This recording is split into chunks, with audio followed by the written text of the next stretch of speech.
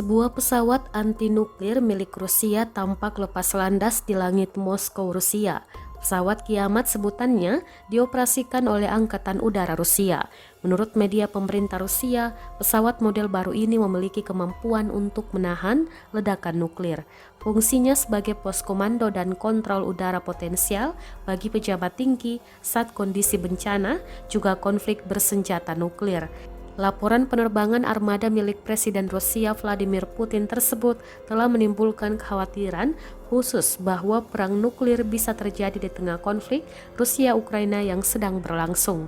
Dikutip dari express.co.uk pada Jumat 4 Maret 2022, data dari Flight Radar 24 menunjukkan sebuah pesawat dengan kode RSD-980 yang digambarkan sebagai Rosia atau skuadron penerbangan khusus beredar di atas Moskow.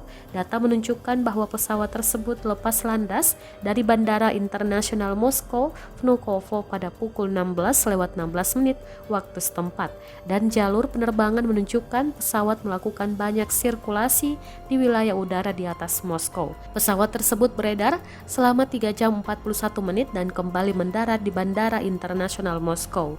Menurut kantor berita pemerintah RIA Novosti yang mengutip sebuah sumber di Kompleks Industri Militer Negara mengungkapkan pengerjaan pesawat Kiamat generasi ketiga tersebut dilakukan di Voronezh pada Juli tahun lalu.